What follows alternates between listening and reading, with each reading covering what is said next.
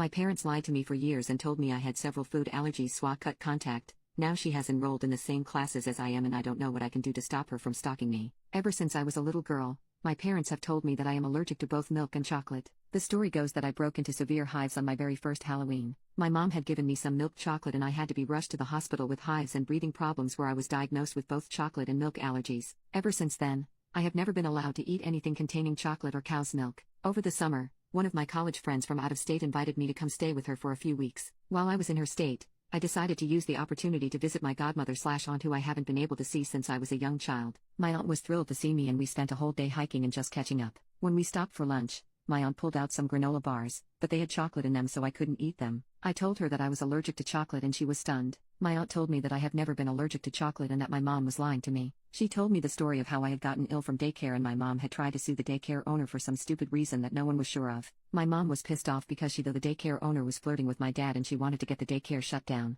My mom then invented the story about me and the chocolate at the Halloween party. She made sure not to tell the daycare about the fake allergy and then waited for the daycare to feed me food with chocolate in it so that she could sue. When that didn't work, my mom then invented a story about me being allergic to milk. When aunt tried to call her out on it, my mom stopped speaking to her and that silence has continued until the present. Needless to say, I was stunned. I wanted so badly to believe that my mom was telling the truth and that my aunt was lying. I waited until we got back to my aunt's house and I took a bite of one of the granola bars, and I was not allergic at all. I was very upset and decided to call my dad. Our conversation was so crazy and out of nowhere that I don't know what else to do but type it out. The conversation went like this. Me, Dad, were you aware that I am not actually allergic to chocolate and milk like you and Mom have told me? Dad, don't be ridiculous. You've never been able to eat chocolate without a reaction. Why would we make that up? Me, I'm not trying to accuse you of making it up. I was just asking if you were aware that I do not have the allergy. I just ate some chocolate and I didn't have any reaction to it. Did I ever get any allergy tests done? Dad, I will have to ask your mother. I am upset that you are trying to call us liars over this. Me, when did I say anyone was lying? What are you talking about? My mom then jumped into the conversation. Speakerphone. Mom, honey, don't you remember that you had hives at your 10th birthday party? Your friend had given you a Tootsie Pop and you were allergic to the chocolate. Me, Mom, I never had a 10th birthday party and I don't know what you're talking about. I was just curious if I ever had a real allergy test done for chocolate, because I was just able to eat some without a reaction. I'm just trying to figure out if I can eat chocolate or not now. Mom, I don't know why you need to know if you had a test or not. You can't eat chocolate because we say you can't eat chocolate. You're being a little liar right now. How dare you say we never gave you a birthday party that year? You've always been ungrateful and now you can't even remember the party we gave you. Me, Mom, I know I never had a 10th birthday party because I was at summer camp. Why are you trying to make me believe that I did? My mom then started screaming at me and I just hung up the phone because it was so loud and I couldn't hear any individual words. I silenced my phone and watched as she proceeded to call me 40 times in a row. The entire time my aunt was watching in horror. My aunt then gave me a hug and told me that this is why she doesn't have a relationship with my mother. My mom has always done this, lied to people and then tried to convince them it was the truth. I am very upset about this entire situation. The conversation was simply one of the craziest things I've seen and I don't know who these people are anymore. It creeped me out and I don't think I ever want to talk to them again or else they will try to turn on me. Am I right in wanting to cut these people out of my life? Update. It's been a while, but I felt the need to update because my mom purchased a one-way ticket to Crazy Town after I made my first post. To summarize what I have found out since my last post, I am not allergic to chocolate. Chocolate is amazing and I am now addicted to the chocolate waterfall at Golden Corral. I am not allergic to milk. I am mildly lactose intolerant, but I was always told it was an allergy to a protein in the milk. I can drink Lactaid with no issues. I had an allergy test done and it confirmed that I am not allergic to anything except for pollen and some animal dander. My mother is a psycho. After I made my original post, I decided that I was going to cut contact with my parents except through email. My mom called me over 1,000 times the first week and I eventually had to get a new phone and simply stopped answering the old phone and let the battery in it die. To put this in perspective, she used to call me 2 or 3 times a week and this sudden increase was pure insanity. Since my mom knew where my dorm room was located on campus,